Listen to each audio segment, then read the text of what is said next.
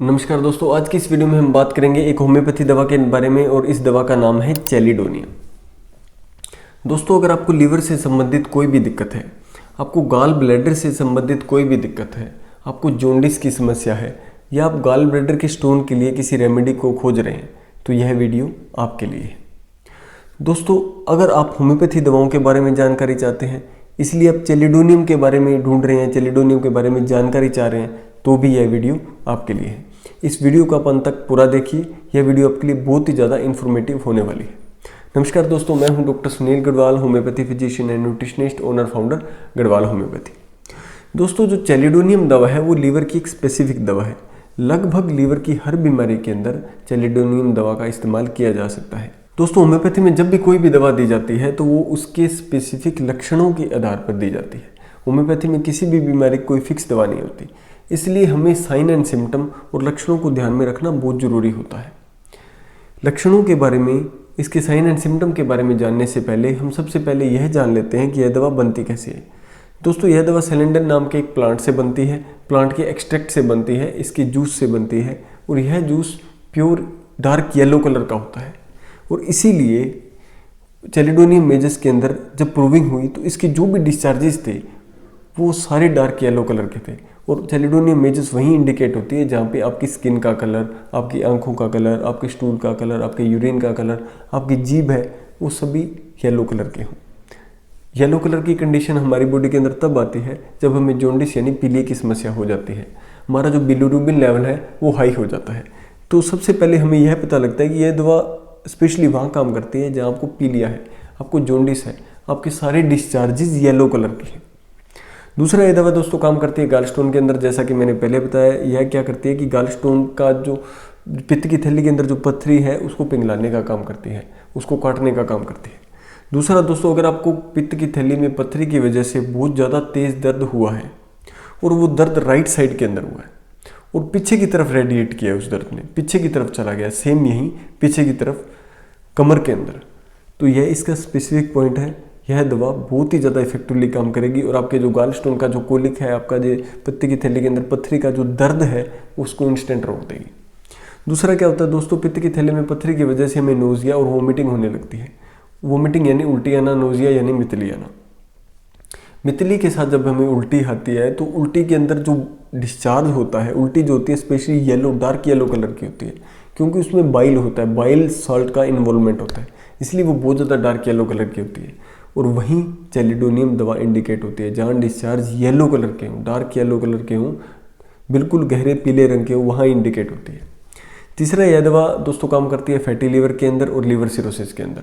जब भी हमें फैटी लीवर और लीवर सिरोसिस होता है तो हमें लीवर के रीजन में हल्का हल्का पेन होना शुरू हो जाता है। जब भी हम खाना खाते हैं हमारे मुंह का स्वाद कड़वा हो जाता है, हमें मितली आना, जी घबराना या उल्टी आने की समस्या हो सकती है, इंडाइजेशन की हमें समस्या हो सकती है, हम जो भी खाते हैं वो पचेगा नहीं, हमारे जो मुंह के अंदर क्या है, खट्टी खट्टी डकारें आना शुरू हो जाएंगी, यहाँ पे हार्ट बर्न होना शुरू हो जाएगा, चेस्ट के अंदर पेन होना शुरू हो जाएगा।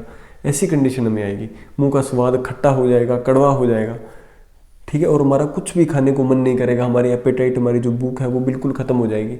ऐसी कंडीशन के अंदर चैलिडोनियम दवा बहुत ही ज़्यादा इफेक्टिवली वर्क करती है।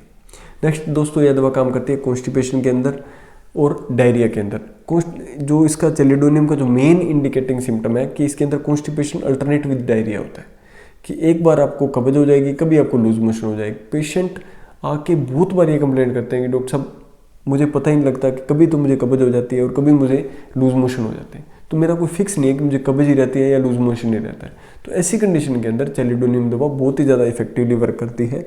और यह कंडीशन हमें ज़्यादातर लीवर की डिरेंजमेंट की वजह से, लीवर जब भी खराब हो जाता है, लीवर के फंक्शन जब खराब हो जाते हैं, तब हमें यह समस्या ज़्यादातर आती है।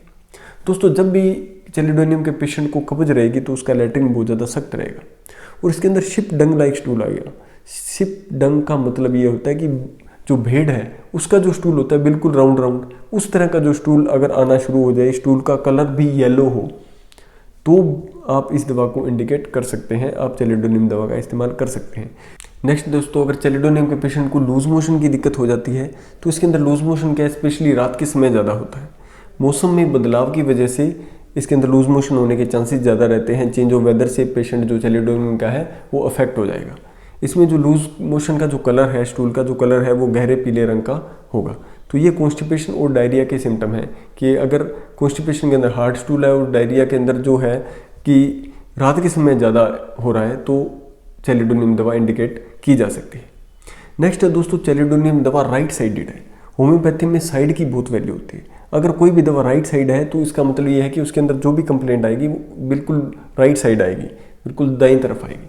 बाईं तरफ बहुत कम आने के चांसेस है कि कोई कंप्लेंट बाईं तरफ आए। तो चैलिडोनियम के अंदर सारी कंप्लेंट राइट साइड होती है, जैसे लीवर राइट साइड है, गॉल ब्लैडर राइट साइड है, आंखों के अंदर कोई दिक्कत आएगी, कान के अंदर कोई दिक्कत आएगी, कहीं भी कोई दिक्कत आएगी, पैर के अंदर जो दर्द होगा वो भी राइट साइड होगा। तो इसके अंदर सारी कंप्लेंट जो है वो बिल्कुल राइट साइड ही होंगी। नेक्स्ट है दोस्तों, चैलिडोनियम का पेशेंट चिल्ली होता है। होम्योपैथी में थर्मल की भी बहुत ज़्यादा वैल्यू होता है। कुछ पेशेंट चिल्ली होते हैं, कुछ हॉट होते हैं। जो चिल्ली होते हैं उनको ज़्यादातर ठंडी चीज़ों से या ठंड से ज़्यादा दिक्कत होती है, इसलिए उन्हें चिल्ली कहा जाता है। जैसे चैलिडोनियम का जो पेशेंट है उसको गर्म चीज़ें खाने से आराम मिलता है और ठंडी चीज़ें खाने से उसकी जो दिक्कतें हैं वो सारी बढ़ जाती हैं, इसलिए चैलिडोनियम का पेशेंट चिल्ली कहा गया है। नेक्स्ट है दोस्तों, अगर हम बात करें तो फैटी लीवर के लिए, लीवर सिरोसिस के लिए, इंडाइजेशन के लिए, जॉन्डिस के लिए, एसिडिटी के लिए, हार्टबर्न के लिए, इन सभी समस्याओं के लिए, अगर आपको तेजाब बनता है, आपका पेट साफ नहीं रहता है, आपको पीलिया की समस्या है, आपका लीवर सिरोसिस है, आपका लीवर फैटी है, इन सभी कंडीशन के लिए और भी होम्योपैथी दवाएं, अकेली चैलिडोनियम नहीं है।